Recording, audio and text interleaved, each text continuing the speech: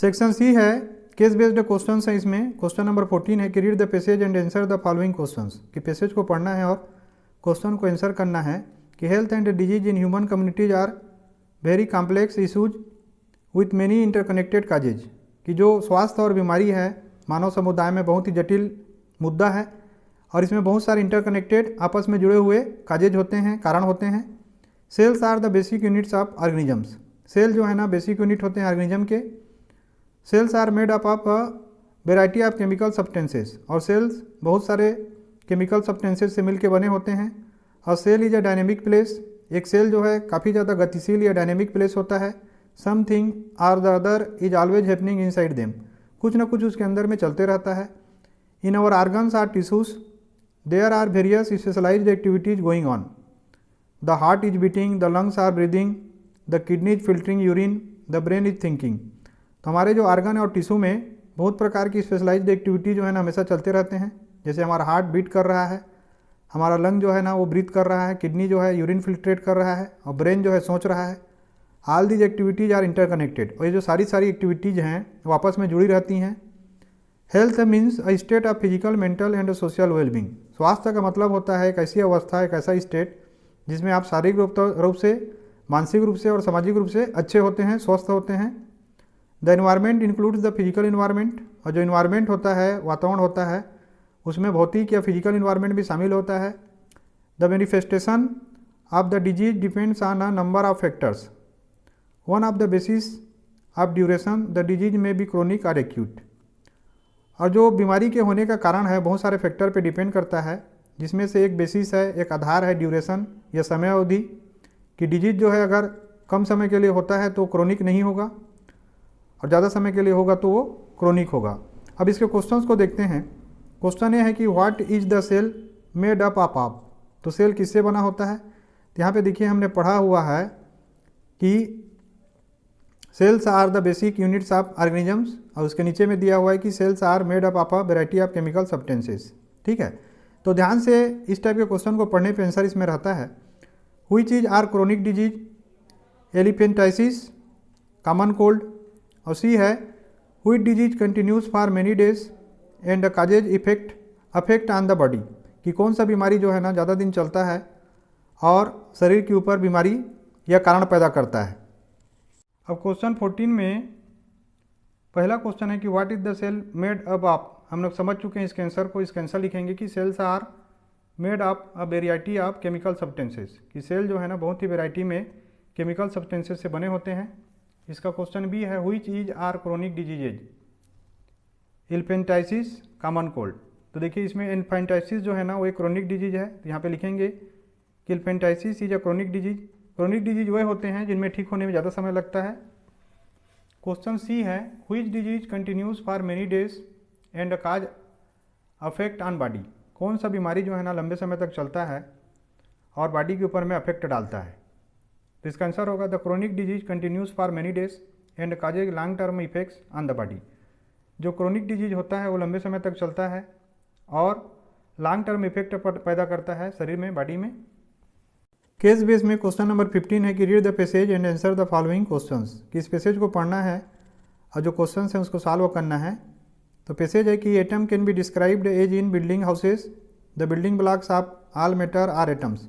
तो देखिए जो एटम्स होते हैं वो बिल्डिंग हाउसेस होते हैं, जैसे एक ईंट से हम लोग कोई बिल्डिंग बनाते हैं उसी प्रकार से सारे के सारे जो मैटर हैं या पदार्थ हैं उसके बिल्डिंग ब्लॉक एटम हैं। A molecule is in general a group of 2 or more atoms that are chemically bonded together that is tightly held together by attractive forces।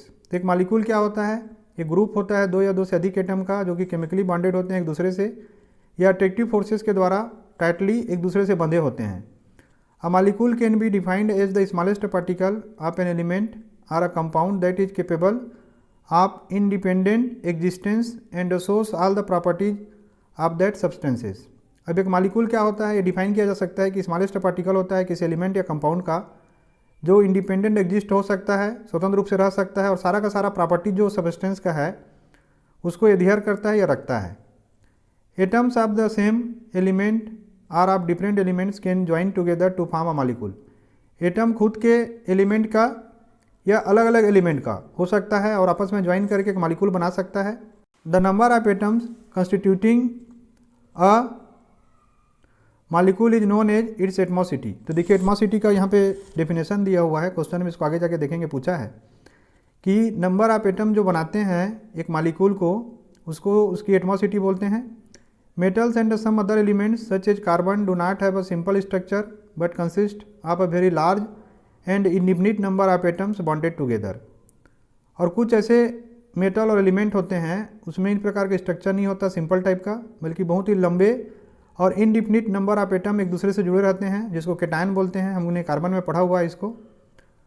अब देखिए इसमें एक डायग्राम दिया हुआ है कि किस प्रकार से यहाँ पे हम देखते हैं कि एक मैटर बनता है। ठीक है, एक एटम है, यहाँ पे न्यूक्लियस है, प्रोटॉन है, न्यूट्रॉन है, और यहाँ पे देखिए ये क्वार्क है, अप टाइप डाउन टाइप, गुलान है, ये फंडामेंटल या बेसिक पार्टिकल हैं, प्रोटॉन और न्यूट्रॉन के छोटे छोटे टुकड़े हैं, और इनसे मिलकर यहाँ पे न्यूक्लियस बना हुआ है, और न्यूक्लियस से मिलकर यहाँ पे एटम बना हुआ है। एटम के चारों तरफ इलेक्ट्रॉन घूम रहे हैं, इससे मॉलिक्यूल बनता है, और मॉलिक्यूल से फिर यहाँ पे मैटर बनता है। अब चलिए इसके क्वेश्चंस को देखते हैं। अब क्वेश्चन 15 का आंसर ये होगा कि atomic weight of carbon is 12 atomic mass unit. जो कार्बन का एटॉमिक वेट होता है वो 12 एटॉमिक मास यूनिट होता है। And sulphur is 32 atomic mass unit, और सल्फर का क्या होता है 32 एटॉमिक मास यूनिट होता है। Then the ratio of atomic weight is sulphur to carbon. Sulphur और कार्बन का जो एटॉमिक वेट का रेशियो होगा वो 32 रेशियो 12 8 रेशियो 3 होगा। That is 8/3 equal to 2.67। ये वैल्यू क्या मिला हम लोगों को 2.67 मिला। So sulphur is 2.67 times heavier than an atom of carbon. तो सल्फर जो होगा वो 2.67 टाइम्स हेवियर होगा एक कार्बन के एटम से।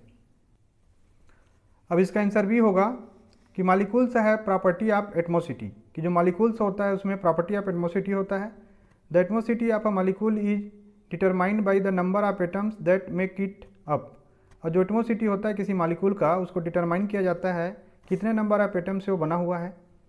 और जो क्वेश्चन पूछा है उसका आंसर होगा कि phosphorus molecule is made up of 4 atoms of phosphorus, so its atomicity equal to 4। जो फास्फोरस मॉलिक्यूल होगा वो 4 एटम से बनता है फास्फोरस के, इसलिए इसका एटमॉसिटी कितना होगा 4 होगा।